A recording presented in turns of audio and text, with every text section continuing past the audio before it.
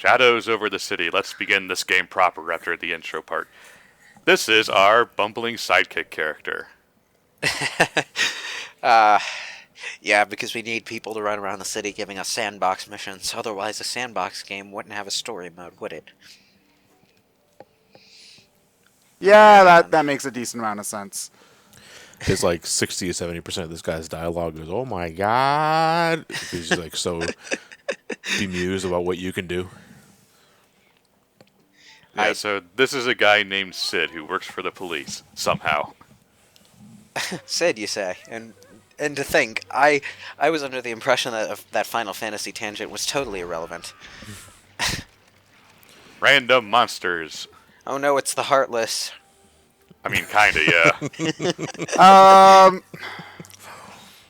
You see, I want to make fun of you for that, but yeah, they kind of just are random blobby things. So yeah, that's basically the Heartless. Random blobby things? No, those are the unversed then. No, okay, you know see, what? they're like- I know we're they're getting like off topic Heartless, real except- early, but I can't stand the monster designs in Kingdom Hearts. I think they're all dumb, all of them.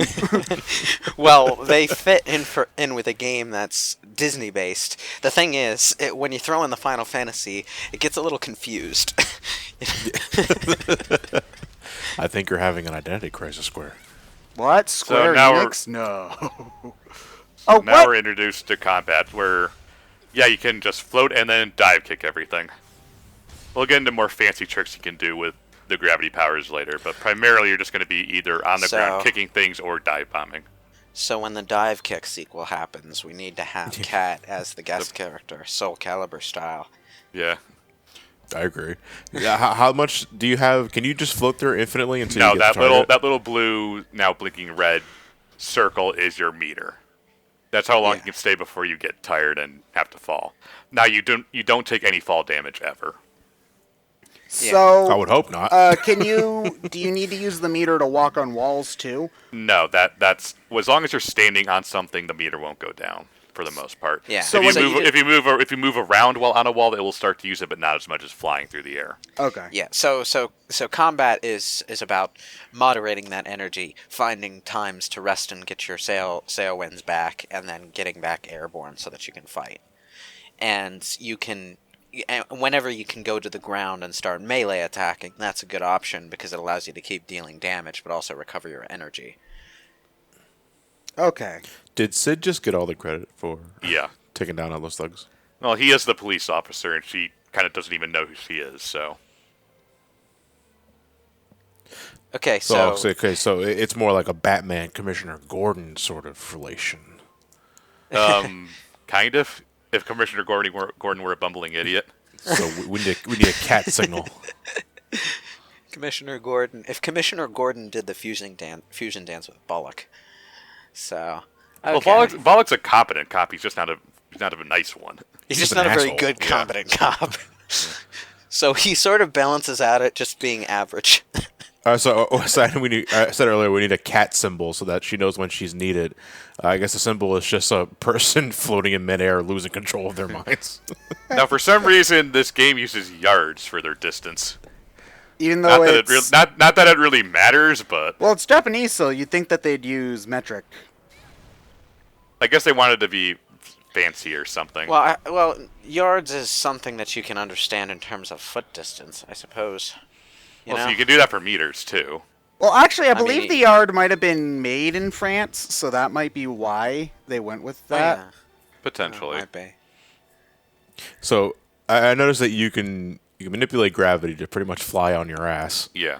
And get to objectives that way. Can you get all John, it's not flying, it's falling with style.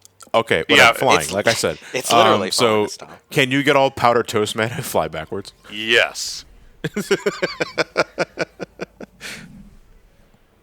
I mean, I'm flying backwards right now, so... When the light speed dash goes awry. I mean, kind of, yeah.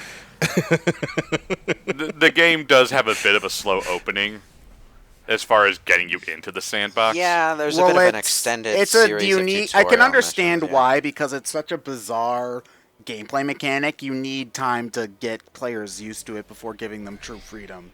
Because that's Yeah. Pretty much every game, every new 3D game back in the early N64 days was doing the same sort of thing, where you couldn't count on gamers to just be used to 3D control, so you had to actually spend time telling them how to use the fucking camera. You know? Or no one had standardized control for anything, so you had to teach them your This own weird, unique is thing. an analog stick. It is a revolutionary new invention that allows you to move your character around in a three-dimensional space. Get used to it. You're going to be using it for a while. Thanks, Mario 64, for telling us that we can use it like a camera view. I don't understand. Make it simpler for me. It's like watching a movie, but you control it. There's like a turtle spouting water or frog spouting water, and then just on top of it, this little kid urinating in the fountain. What an asshole. Why? So, your gravity distortion is not so much you manipulating your body, but it's an area of effect. You're literally manipulating the forces around you. Yes. Because I saw you drag 6 or 7 innocent people in the Like, middle yeah, of that. that little happens all the scuffle. time. Are they dead? No. Yeah, you can also upgrade your abilities. Obviously, that means you're going to want to do... This is a all side quest run. As far as just, doing the story stuff. I will be doing, like, challenge missions and stuff, because just doing them gets you a lot of gems to power yourself up, which you'll want to missions do. for once. Yeah. This game is perfectly doable without it, but if you want to not tear your hair out on some of the harder parts later, you'll want to upgrade your stuff. Yep. So even with side quests, then it seems like it's a pretty short game since it's only like 13 parts or whatever, 16. I don't remember. No. I don't have all the parts up there. This is a 29-part playthrough. Oh, okay, never mind. So All right. about medium length. Okay. Yeah, it's a decently sized game for a portable. It's not super large as sandbox games go. It's got just about as much land area as it needs, really. I would say, then we'll get to the sequel where there's a lot of room. yes, they really took advantage of it being on a much better system. And then they decided and then they got like no support, so the online functions got like a year. They shut Yeah. down the what are they called? I think they're up. I think they're like closing this month or next month. Well, like every interesting non-AAA game that has some sort of attempt at online functionality winds up in that position sooner or later. Sooner or later, but what was kind of not so much interesting, but also kind of sad is that 2's lasted barely over a year. And yeah, And there's a lot of costume stuff tied behind earning stuff in those. I haven't had a chance to get to Gravity Rush 2, so I'm kind of salty about that. It reminds me of my feelings when they shut down the White Knight Chronicles 2 servers. Yeah, the servers are shutting down July 19th. Yeah. Oh, so Ouch. that's So they're already down by the time this by video the time goes- this goes by the up. time this goes up. Okay. Ouch.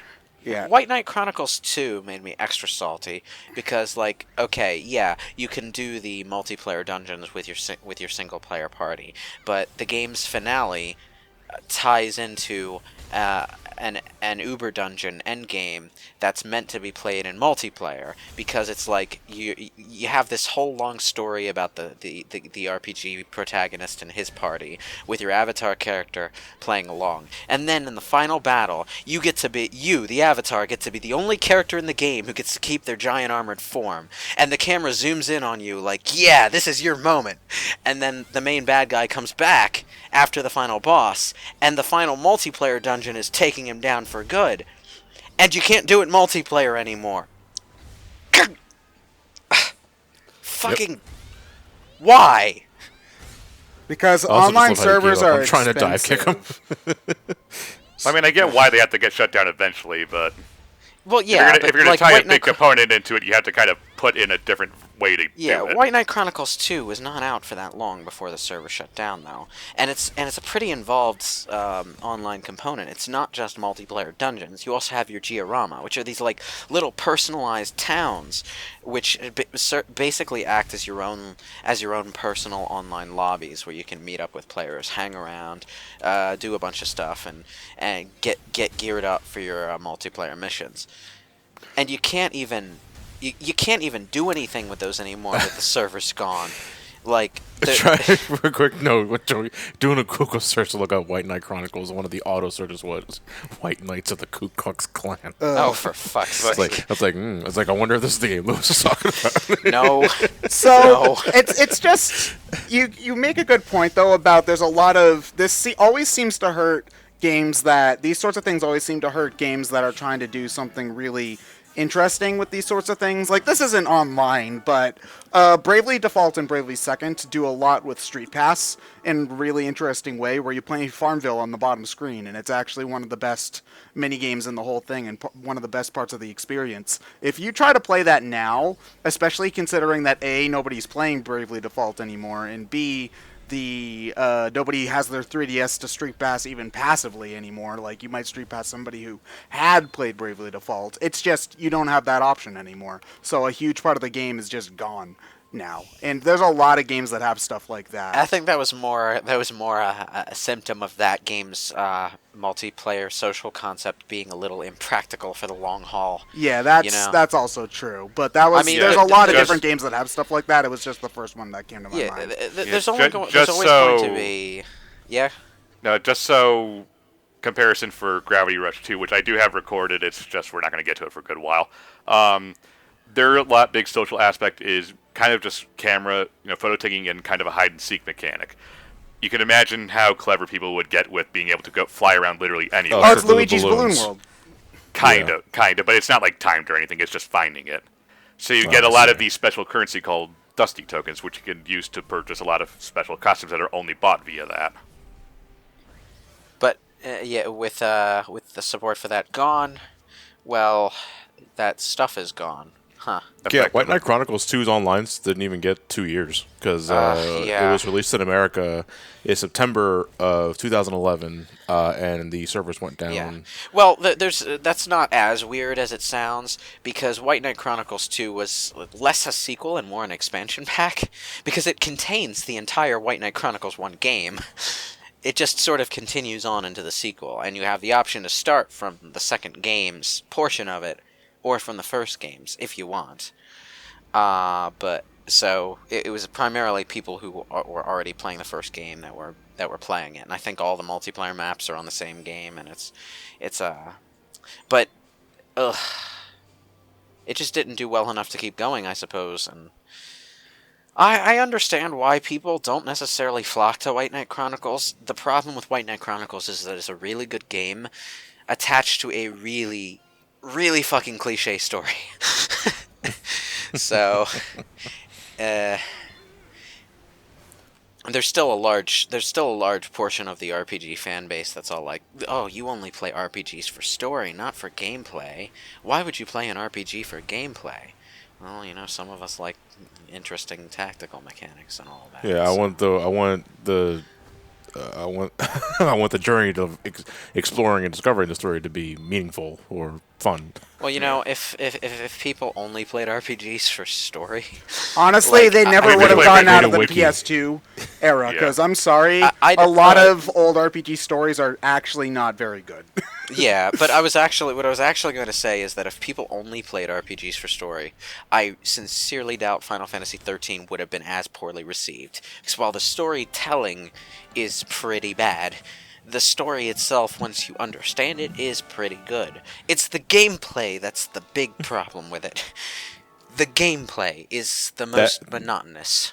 The fact that it's an RPG means you're experiencing that gameplay a lot. There's a snowball effect that I find. Like, if you don't care about the gameplay at all, and the story is even just kind of okay, you start to nitpick that story an awful lot more. Whereas, if the gameplay is really good and the story's only okay, you will see the good parts of it as more, because you're enjoying the gameplay and you have a better view of the experience. It goes the other way too. If a game has kind of mediocre gameplay, but the story's really interesting, you're more invested in that gameplay just because you like the characters and whatnot, and you want to see where things are going. Whereas if the gameplay is kind of but the story is bad, then you start nitpicking the gameplay too, because suddenly this gameplay isn't even enough to hold your interest in between story sequences. It's accentuation, basically. Yeah. Yeah. If one part of the equation doesn't stack up, then you start looking at the whole thing negatively. And this isn't just an RPG thing either, you know. Like, Yeah. notice It's how just people complain it's just, about the aesthetics in, say, New Super Mario Brothers a lot more than they do in some other games, and that's because the level design in that is also just kind of eh. So there's just more to complain about overall, in Yeah, general. it's just, you know, in an RPG, I would say the drag factor is stronger because it's a longer experience. Yes, that is very. You also true. have a much higher penchant of grinding. Yeah. Especially if it's like if you don't care about the story and you realize you have to grind 10 levels to beat this next boss, that's usually when I'm going to turn the game off. It's just like I don't care enough to see what happens after this dungeon to grind I'm for gonna look another it up. 20 I'm gonna look it minutes. up on YouTube or something. Yeah, basically. That's it. You know. I like jumping off of skyscrapers and landing with a smash and being utterly okay. It reminds me so much of Infamous. Can you dick around with the townspeople in this game? Yeah. Well, Does you can like send them careening off cliffs and stuff. Yeah. is there a but it doesn't consequence matter. for it? No. No. Wow, really? Because Not even even- Grand Theft Auto technically has a consequence Good. for doing those things. No, fuck these people. John, I think I have a, Gravity them away. John, I have a something you would probably want to be interested in. It's called the Brotherhood of Mutants. I think you'd get along with them very well. Oh, hold on. How do we know these? I think these the people are I mutants? think the reason that they don't have a consequence is because it's so damn easy to accidentally Do it. gravitify them when you're just flying around normally, and they just didn't want the player to have to worry about it. Yeah, that makes sense. That makes a good amount of sense, actually. Yeah. I mean, like, in a game like Assassin's Creed, yeah, it's fine to penalize you for accidentally killing a person, because your attacks are strictly single target. So if you accidentally stab a civilian, it's because you had itchy trigger fingers and weren't paying attention to your target indicator when you hit that button. So that's on you. But So you forgot to put the safety on your knife. yeah, and even in a game like Infamous, you can technically be very, very careful about harming civilians. It's just a matter of not using your area of effect attacks when there are civilians in your line of fire. So Well, even Grand Theft Auto has technically has consequences for doing stabbing people and stealing all their crap is the point of that game, but you still get the cops on your ass every time you try to do it, you know.